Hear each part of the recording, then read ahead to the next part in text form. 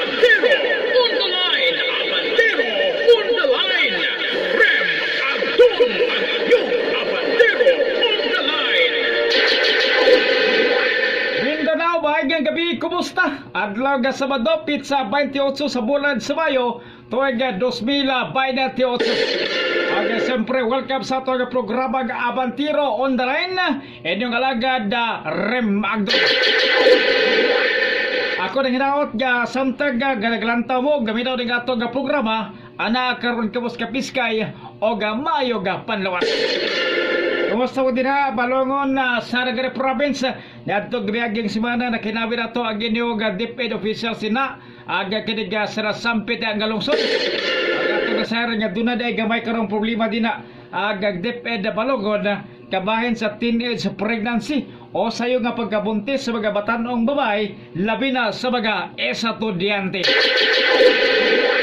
Pero tagad matupag na kung kapagtagad sa local school board kung LSB sa Department of Education kung DepEd sa Balogon na Sierra Province aga mga kaso sa kya teenage pregnancy sa mga estudyante sa lungsod sa school year 2021 na 2022.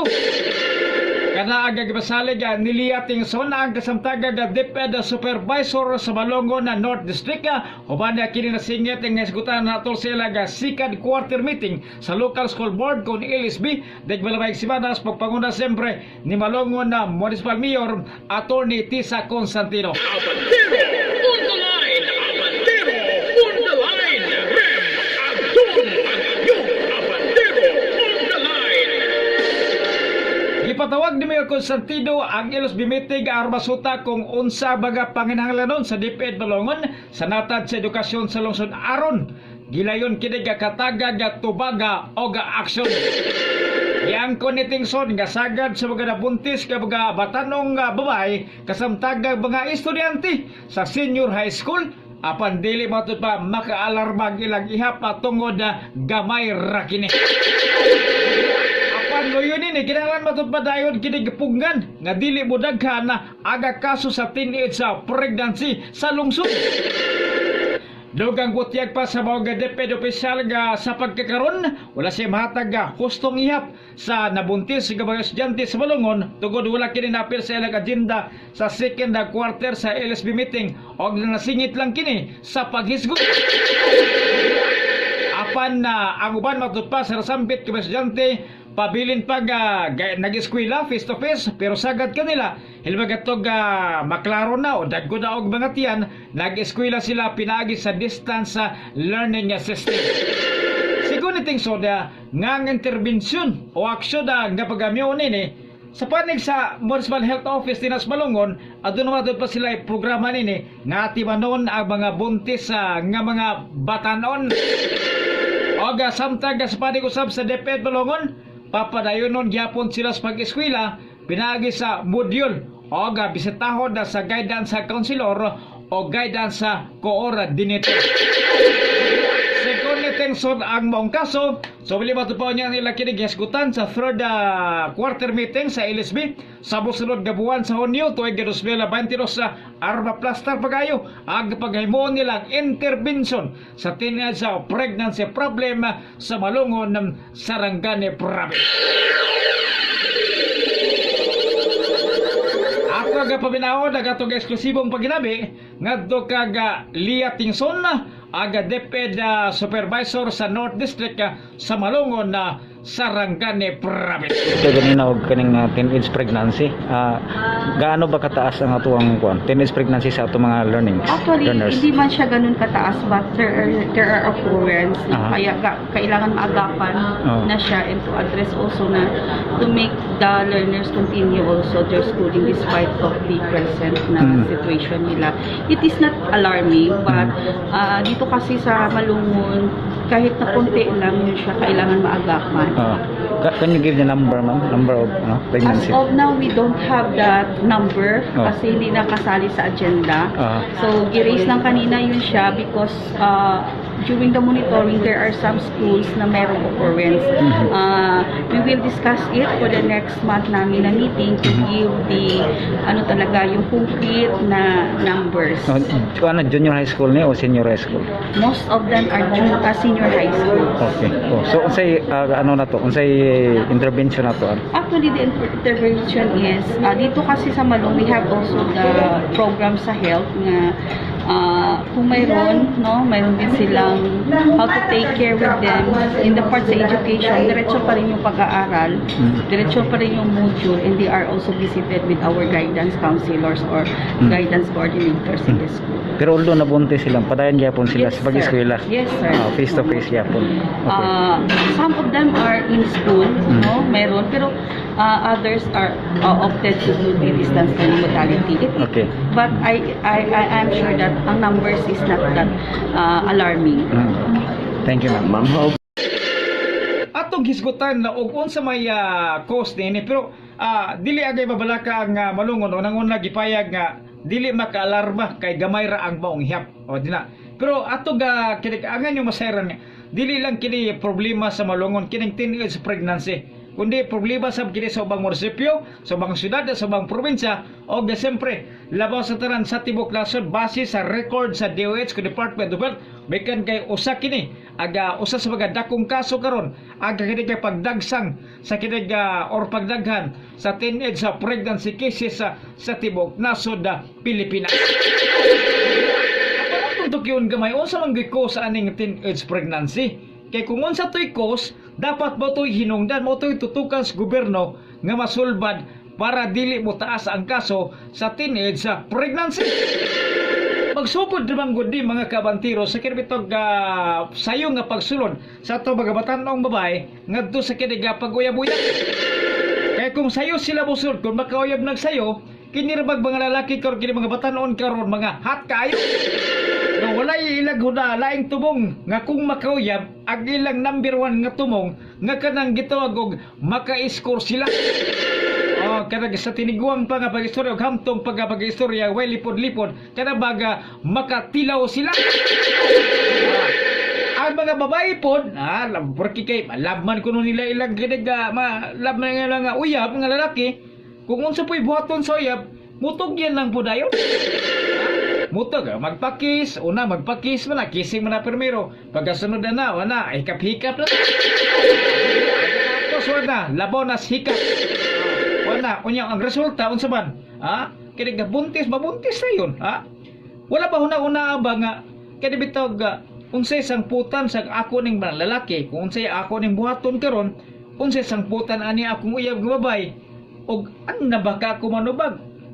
Isip, kung mabuntis pananglitan, ako aman, anda ba ka ko? O ikaw po babae pananglitan, ako, anda ba? Dapat mo na untay huna-unaon ba?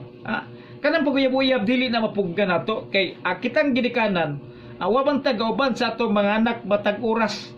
Wa tagauban sa kiniga atong mga anak nga gikan buntag hangtod udto samtang sila nag-eskwela o asa sila padrong. Gumikan kay kitang mga ginikanan, lamin nagpobre lagi. Pulos tanan nakatutok ka sa kiniga gitawag og panginabuhi. Wala dili ato bantayan ko ina aday nagkuy-kuy nila ito nangadto na didto unya do ay kinig nag lambing-lambing nagbanding-banding kuno hay. Hangtod misangpot na sa kinig dili maayo resulta nabuntis. Ang problema karon nabuntis saman. Unsa man hitabo? Kung ang lalaki, paghibalo ni lalaki nga nabuntis, biyaan, dahil niya ako ba? Wapan si kibalo, wago, batanon pa ko, unsa, wapa si kahibalo, og responsibilidad, nga kiday mahimong sayo ngay na. Pero ang makaluwag ginsuman, si babae, nga naman, siya may nagbuntis, siya may muanak, o siyempre pagkabuntis, maulaw na mo eskwela, kaya dako nagtiyan, maulaw na mo eskwela, mapakiriga maguba ang kaugmaon nga imbes unta ang kining edukasyon kining pag-eskwela mo ni ang preparasyon mga batanon babae mga batanong lalaki sa inog kining maayo unya nga ugma nga pagkahuman mo eskwela makatrabaho mo og maayo og dunay maayong trabaho maka-income mo og tarong og siyempre kung dunay maayong income dili mahutda abunda ang inyong pagkaon sa lamisa makapalit mo sa inyong panganahanglanon nga nasa inyo mga panimalay. kung nagubay mo pagkabaon, mabuhi man tuod, pero gaantos, gaantos gumikan kay kinsa may mubuhi. Ang gabuhi, ang lula o lulo ang ginikanan. Ngadto silang apo, o gaganagamik ahatlag o gitumaw sa kalibutan. Diba? Yung rana, so, naglisod, naglisod sa panginababuhi man, pero lisod yun. So, kuhay yun itong makahuman ka sa pag-eskwela, o niya, pagkahuman ka sa eskwela, makatrabaho ka, doon na kay maayong income, o doon na kay maayong panginabuhi. Pero kung nana, problema yun na. Di ba? Problema yun na sa mga ginikanan, labi na sa mga kalungsuran, nga sayo na buntis, o sayo na himong inahan, ang ilang mga anak nga imbes teenager pa unta, 15, 16, 17 pang edad, pero nagabuntis, nasampit nga mga kabainan, o niya, nahinungdan nga, may lang itong mitapos sa mga-eskwela, pero useless lang yapong ka mga-eskwela kung ikaw, wala kay nag-eskwela ka, pero mag-atiman, magkasimong anak ko, pila ka tuig. Ano sa mga atiman no? Atiman na gikan sa 1 year old, gikan sa padong nga to 5 year old, nga to 6, iba nang atiman nun. So, pagmaya di mong pag-eskwela, salaktoy nga pagkasulti, naguba ang imong kaugbaon. Abandero on the line! Abandero on the line! Rem Agdon ang iyong abandero on the line! So ang solusyon din nga kabong mga bata noon unta, labi sa mga kadalagahan nato, nagedad mga dalagitang tupados dalaga, ayaw sa mo pagsulod og sayo nga nag-uyab-uyab. Kaya kung sayo mo busulod sa pag-uyab-uyab, sagad napahamak ang ilang kaugmaon. Kumikan sagad misayo pagkabuntis, sagad misayo pagkahimong inahan. Siyempre kung nahimong inahan na undang sa pag-eskwela, naguba ang kaugmaon. Diba? Correct si Bandon. Amo na itudlos gobyerno ba sa mga teacher. Itudlo sa inyong mga estudyante nga, eskwela ta, kining edukasyon, kining pag-eskwela, preparasyon ni sa kaugmaon ninyo. O kaugma damlag. Kaya nga makatiwas mong eskwela, kaya kung makatiwas mong eskwela, graduate mo, sayon mo makasulod og trabaho, o makasulod mong trabaho, doon na mo'y maayong sweldo. O kung doon na may sweldo, doon na maayong unsaban, income. O kung doon na maayong income unsaban, doon na maayong panginabuhian. Diba? Pero sawa, usa rin ito mo, sa kung ingunan na, musayo ka sulod sa uyab-uyab, mabuntis ka, o ikaw makabuntis, panalitan, mapugos ka na lang, kaya ubad din na ang ginikanan, mamugos naman lang, panagutan ninyo ni. So problema ni mo. Problema, kung sa may imong ikatustos atong gagadaga, atong nga kuan, sa may imong ikatustos ba, karang obligasyon ni mo. Ngadto sa kiniga imong napabuntisan, kung lalaki, problema ni mo. Kung ikaw pod babae, ngabatan noon pa, sayo na buntis, sayo na anak. Sa may pagkaon na nga, ang gatong, wabang kapandugi atong kay misibat man to si Dudong human ka nasutang na buntis. Di ba? Maglisod kung doon na may miunong, naglisod ginos panginabuhi ka naman. Sayo naman naundang mo sa pag-eskwela, mag-uma na lang. Di labas bukid, mag-uma na lang. Kung palitan diri syudad, mag-drive na lang kung ganaga tricycle. Bay, nagkabalo mo drive, unya batan-ong pa man na minor di do pa lisensya, lisod yun. Lisod nga kiniga maka-income. Muna aga kiniga sagad nga sangputan dako gyung problema kung masipyat ka, kung sayo kang mosulod nga daga pag-uyab-uyab dapat pagbatan-on tutok sa roads pag-eskwela kay preparasyon ni para sa maay ninyo unyang ugma. Wasa nang uyab-uyab, lang uyab-uyab ug mag-eskwela. Tutok sa edukasyon kay para unsa dunay kiniga maayo ga kaugmaon. Bay una na mao man ay problema. Amo gina kay ang mga lalaki lagi karon pag nakuyab ang aga target maka-score. O diya ag mga babae pod mupabay naman lang kay lab lagi nila kunos Dudong. Lab na ko na. So unsa buhaton ni Dudong sa ihatag mo sugod lang pod sila. Nga way paghuna-huna kung unsa ang samputan ani nga kung mahuman ni mo na giingon niya lang nga kiniga kadyot nga palami pero taas nga pag-antok. Di ba? Kula na ba? Panandali sarap, pero pang matagalang hirap.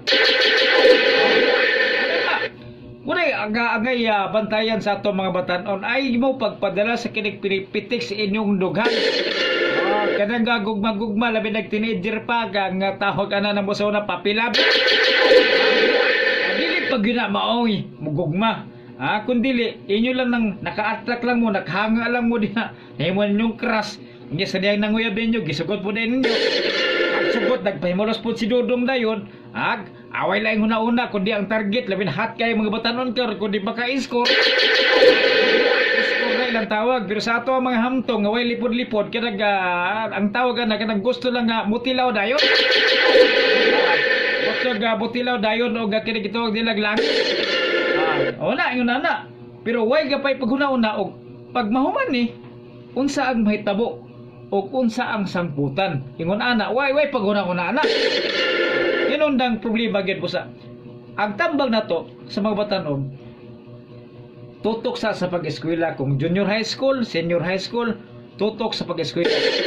Og paningkamutan gabagahuman og kolehiyo kay kun makahuman og kolehiyo, way balda ng mga uyab-uyab may manaw kaya way baldas mga uyab makahuman mo kuliyo siyempre kaya makasulod buon niya o maayong trabaho kay sagad karon sa mga kaya mudawat o mga trabaho mga company din sa syudad sa mga lugar mga college nga graduate bang yun diba kung lisod bang yun kung dili ka college graduate so mas may nang makahuman ka kuliyo pagkahuman na buguliyo kay nga naman para sa yun ka makadabaw dali ka dawaton sa trabaho dali ka nga kinig maka-income o doon na kay maayong nga panginabuhian. Abandero on the line! Abandero on the line! Rem Abdul yung Abandero on the line! Sa mga tuwa, tiwan ninyo mga batanon nga mga babay. Muna'y number 1 ang gako sa 10 years pregnancy problem karon sa nasod. Ang number 1 gyud muna'y hinungdan ang sayupon pagsulod og uyab-uyab. Muna para malikay sa problema, malikay sa kaso sa 10 years sa pregnancy, likayan sa ang pag-uyab-uyab, mututok sa pag-eskwela o kiniga muabag sa mga ginikanan sa ilang pagsakripisyo, silang pagpaningkamot mabuhi o maka-eskwela kay ang tumong nila para lang gid nga makabaton mo og maayong kubugbaon og badamlag nga matud pa nga dili maparehas nila labi na katong mga ginikanan nga nagkalisod unya dili sila gusto nga lisod ta dili na mo gusto nga magian sa mga anak ko nang niningkamot sila nga maka-eskwela mo busa pa ning kamuti pod kay gipaningkamutan mas inyong gidikhanan nga maka-eskwela mo mahatagan kay nga naman kini ang hagdan para makabaton mo sa inyong kaugbaon paningkamuti nga kamong gipa-eskwela makahuman sa pag-eskwela sa kolehiyo kay kung makahuman mo pag-eskwela sa kolehiyo sigurado ko nga doon na mo'y maayong ugma doon na maayong income doon na maayong panginabuhian. Abandero